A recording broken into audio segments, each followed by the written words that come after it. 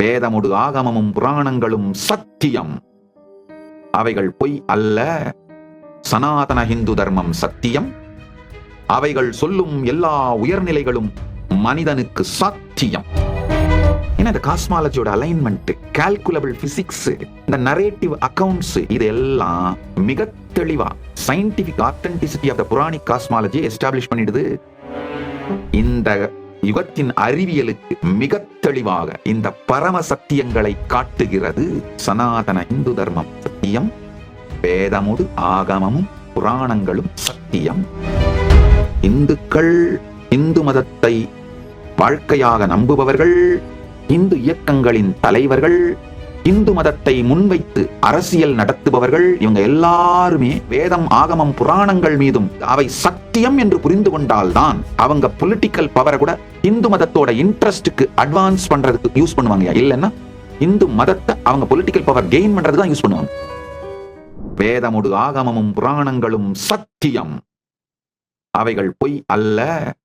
சனாதன ஹிந்து தர்மம் சத்தியம், அவைகள் சொல்லும் எல்லா உயர்நிலைகளும் மனிதனுக்கு சத்தியம்.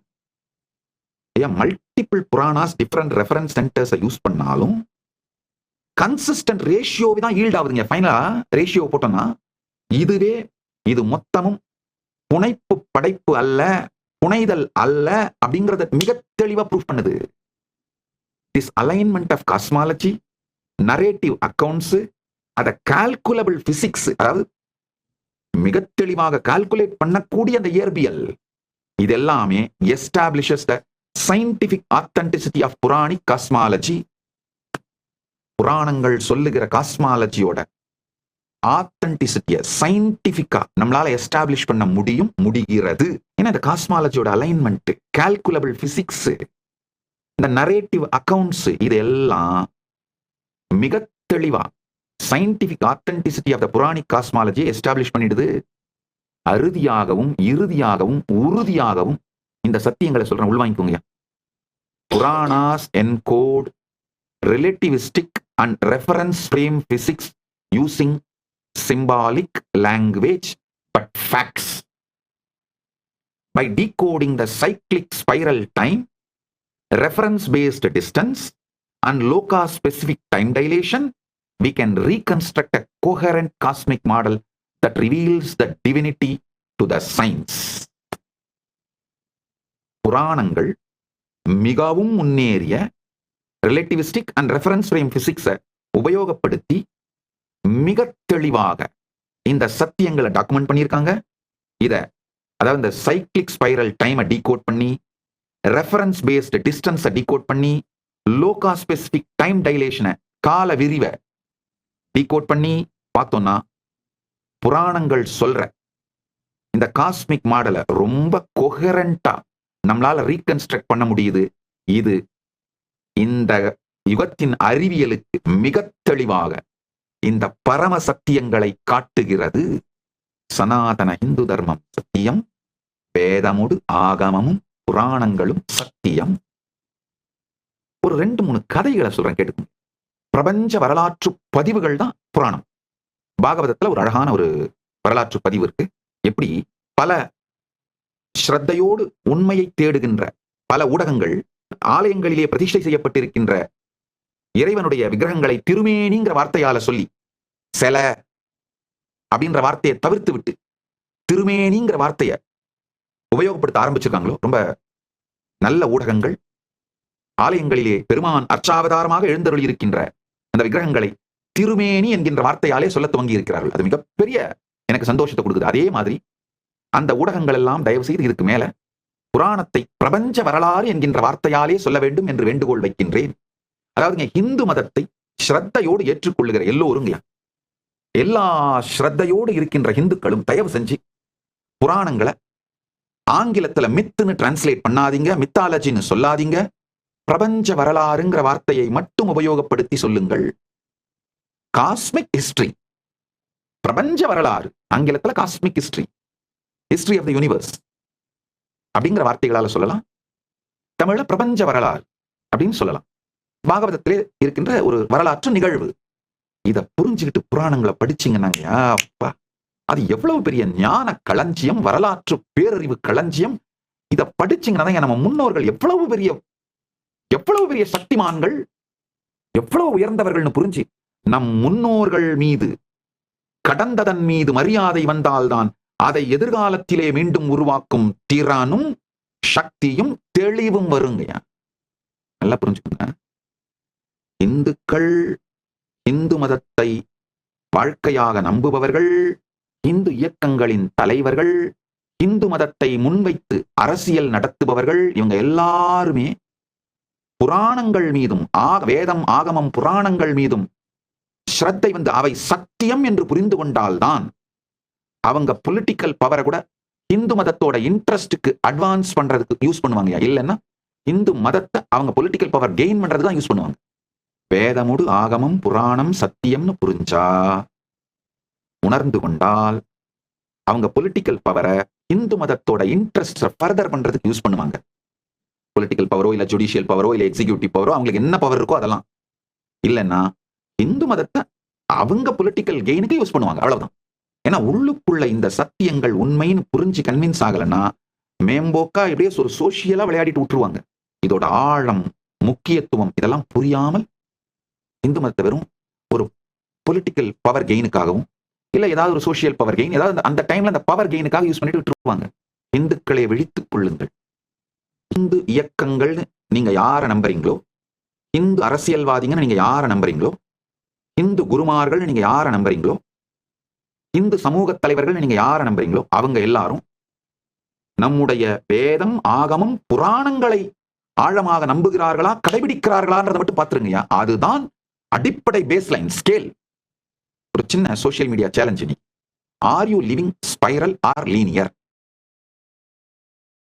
Tell us, do you plan your life like climbing a ladder, always up, or dancing in a spiral, rhythmic?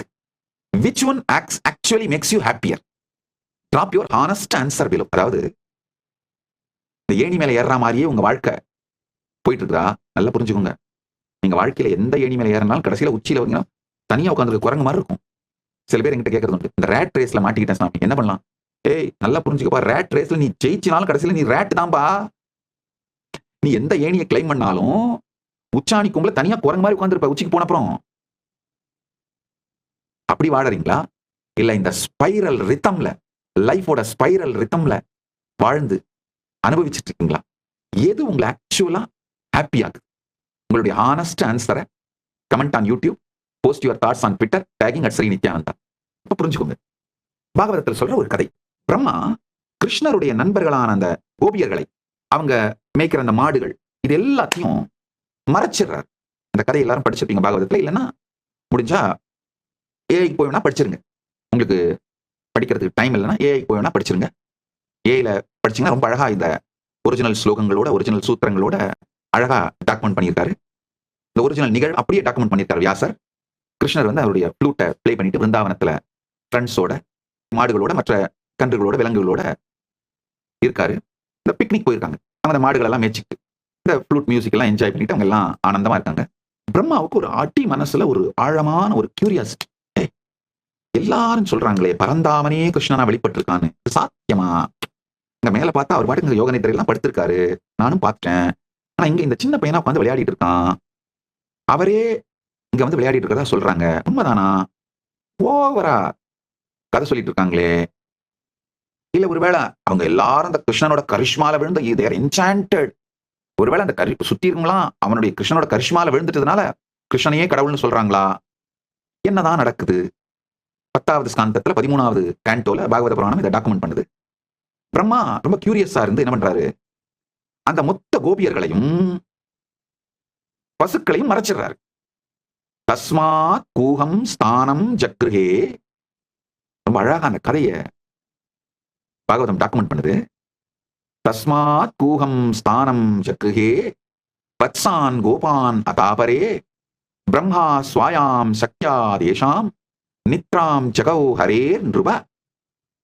Brahma மாயையான மறைவு நிறைந்த இடத்திலே கன்றுகளையும் கோபால குழந்தைகளையும் ஒளித்து வைத்தான். தன் சொந்த மாயா சக்தியால் ஹரியின் நண்பர்களான அவர்களை ஆழ்ந்த உறக்கத்தில் ஆழ்த்தினான். கதை. பிரம்மா வந்து மொத்த இந்த கோபர்களையும் இந்த மாடுகளையும் கடத்திட்டு போய் மறைச்சு வச்சு அவங்க எல்லாம் தூக்கத்துல போட்டுறாரு. கிருஷ்ணன் தன்னுடைய பரமசக்தியினாலே, தன் இருப்பின் சாநித்தியத்தின் சக்தியினாலேயே மொத்தமா அந்த கோபர்கள், மாடுகள் அனைத்தாவும் மாறி அவர் பாட்டுக்கு மொத்த பிருந்தாவனத்தோட வாழ்க்கையும் இயற்கையா நடத்திட்டு இருக்காரு. பிரம்மா என்ன பண்றாரு, இந்த கோபர்களையும் விலங்குகளையும், அந்த பசு கன்று அனைத்தையும் மவுண்ட் சுமேருல தன்னுடைய சக்தியை யூஸ் பண்ணி மறைச்சிடுறாரு. கிருஷ்ணன் வந்து பாக்குறாரு. பார்த்துட்டு இவங்கெல்லாம் யாரும் காணாமது பார்த்து ஒரு வினாடி கூட அவர் கலங்கல. தன்னுடைய யோக சக்தியினாலே அத்தனையும் அப்படியே creating identical duplicate boys and cops indistinguishable from the original. அதாவது மூலத்திற்கு, ஒரிஜினலுக்கு எந்த விதமான வித்தியாசமும் இல்லாத அப்படியே காப்பியை தன்னுடைய யோக சக்தியால் உருவாக்கிறார். உருவாக்கி அந்த கோபர்கள், அந்த ஆடு மாடுகள் எல்லாம் அவங்க கண்டினியூ, அவங்க விளையாடுறாங்க, சாப்பிடுறாங்க, லிவிங் நார்மல் லைஃப். இது ஒரு ஃபுல், இந்த பூமண்டலத்துல ஒரு ஃபுல் வருஷம் பீரியடுக்கு நடக்குது. எல்லாம் ஸ்மூத்தா போயிட்டு இருக்கு. பிரம்மா வந்து திரும்ப எட்டி பாக்குறாரு. நடுநடுங்கி போயிடுறாரு பிரம்மா. என்னையா, என்ன நடக்குது? நான் தான் எடுத்து மறைச்சு வச்சேன். இங்க பார்த்தா கிருஷ்ணன் அந்த கோபர்களோடும் அந்த விலங்குகளோடும் ஒண்ணுமே நடக்காத மாதிரி வாழ்ந்துட்டு இருக்காரு. உடனே பிரம்மா என்ன பண்றாரு, கரெக்டா அந்த சுமேர் வெட்டி பாக்குறாரு. பார்த்தா அவர் எடுத்து போய் ஒளிச்சு வச்ச அந்த ரியல் அந்த பாய்ஸ், அந்த ஆடு மாடுகள் எல்லாம் தூங்கிட்டு அங்கதான் இருக்கு. ஆனா இங்க தனியா இருக்காங்க. இங்க இவங்க அதே மாதிரி, அதே பசங்க, அதே கோபர்கள், அதே ஆடு மாடுகள் அங்கேயே இருக்கு. இங்க பிருந்தாவனத்திலையும் இருக்கு. ஒரு வினாடியில் பிரம்மா விழித்துக் கொள்ளுகின்றார். அவருடைய புத்திக்கு தெளிவு வந்து விடுகின்றது. கிருஷ்ணர் தன்னுடைய யோக சக்தியினாலே இது மொத்தமாகவும் விரிந்து இயல்பாக பிருந்தாவனத்தை நடத்தி கொண்டிருக்கின்றார் அப்படின்னு.